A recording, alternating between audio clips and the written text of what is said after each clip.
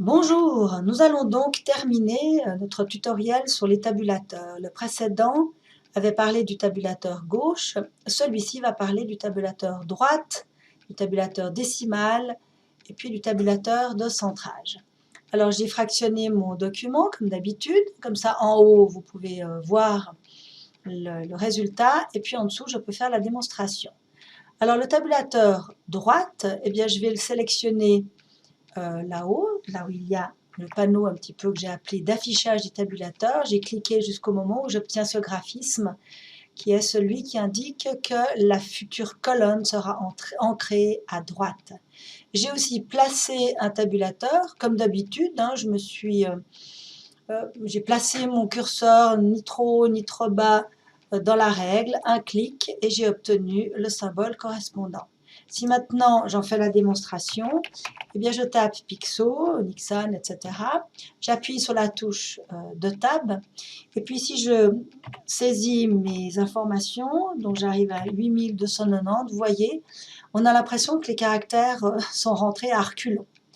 Et puis lorsque je tape l'espace, ça s'arrête, ça repart dans le bon sens. Et un petit ALT-GR plus la lettre combinée E me donnera le symbole de l'euro. Si je passe à la ligne suivante, Renault, eh bien je tape mes 10 999, la même chose, j'ai l'impression que ça ne va pas être aligné, mais non, au moment où je saisirai le symbole de l'euro, ça sera impeccablement aligné. Pour faire des colonnes avec des devises, c'est royal. Avec un tabulateur gauche, imaginez le problème, puisque si je commence avec 8000, comment je fais après pour aligner 10 000, puisque le 8 et le 1 seront alignés et seront donc en décalage. C'est la croix et la bannière. Certains utilisateurs mettent des petits espaces, mais non, c'est absolument pas comme ça qu'il faut faire. C'est le tabulateur droite qui sera exactement ce qu'il faut utiliser. Passons maintenant au tabulateur décimal. C'est vrai, moins courant que le tabulateur droite. Je vais monter là-haut pour vous le montrer. Alors, le tabulateur décimal va rendre compte d'un autre système d'ancrage. C'est que le point d'alignement, il est ni à gauche ni à droite, il est par rapport à la séparation décimale. Donc, je vais enlever mon tabulateur de la règle. Je vais choisir là-haut, toujours dans le panneau d'affichage, le tabulateur décimal, c'est celui qui a une espèce de T à l'envers avec un petit point à droite. Je vais le poser par exemple aussi à 7. Et puis je vais saisir ce qui est marqué en dessus, hein, couronne, oui, couronne danoise. Et lorsque je vais saisir les nombres, eh bien comme vous pouvez le constater, tant que c'est avant la séparation décimale, ça recule. Lorsque je mets la séparation décimale, le point, et que je continue, ça va dans le sens correct. Et puis, si je parle du dinar, etc., que je mets 1,32, je vois que ma colonne est bien ancrée par rapport au point. Entre parenthèses, le tabulateur décimal n'a pas l'obligation d'être un point, il peut aussi être une virgule, bien que ça soit quand même un petit peu moins courant. Le tabulateur de centrage, c'est un tabulateur que je n'aime pas, je vais vous dire vraiment et honnêtement. Pourquoi? Parce que dès que je monte ce tabulateur, à ce moment-là, mes utilisateurs souvent vont oublier le centrage normal. Donc j'aimerais commencer par celui-ci. Si je veux mettre quelque chose au milieu, on est bien d'accord, j'appuie dans le ruban sur le bouton de centrage et celui-ci j'écris mon prénom par exemple, eh bien il sera centré entre le retrait de gauche et le retrait de droite qui feront l'objet d'un tutoriel ultérieur. Et puis, si je veux quelque chose d'un petit peu différent, on appelle ça un centrage sur signature. Je vais bouger mon retrait, j'en profite en même temps pour enlever ceci.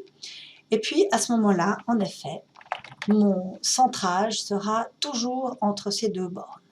Alors oui, on peut avoir un tabulateur de centrage qui permet par exemple de mettre plusieurs tabulateurs sur la même ligne. Alors je vais choisir le tabulateur de centrage, toujours là-haut bien sûr. Je vais faire le tourniquet complet. Et puis, c'est aussi un T à l'envers, mais il n'a pas de petit point à sa droite. Je vais en placer un au pif, comme ça. J'ai décidé de le mettre à 4. Je vais en mettre un à 10. Et puis, je vais cogner dessus, entre guillemets. eh bien, je vais aussi saisir mon prénom, Jaël. Il est donc de part et d'autre de cette ligne verticale un petit peu à 4. Je retape sur la touche tabulateur. Cette fois, il sera de part et d'autre de la position 10 cm. Puis la deuxième ligne va être exactement traitée de la même façon.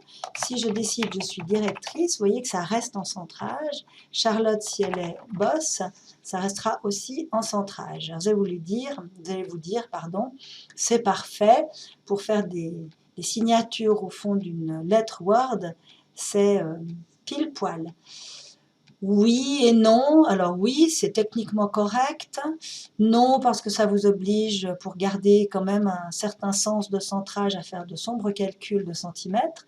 Et moi, je préfère, pour faire un centrage sur signature, parce qu'il y en a deux, je préfère enlever ces tabulateurs et passer à un autre outil qui est le tableau, que je vais rapidement vous montrer. Je vais prendre un tableau sur une ligne avec deux cellules, dont je vais enlever les bordures, enfin enlever, je vais les masquer, on ne verra pas les bordures.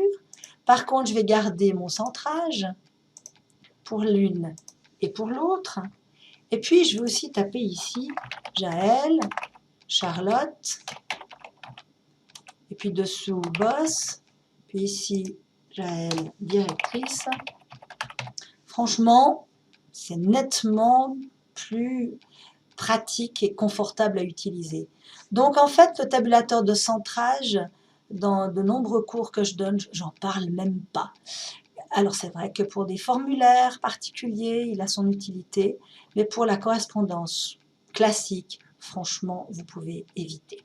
Et puis, je ne vais pas le développer là, c'est plus rare et un petit peu plus avancé, mais sachez qu'il y a d'autres choses. Il y a peut-être c'est une petite tabulation qui s'appelle une barre et qui permet de mettre une barre verticale devant un tabulateur.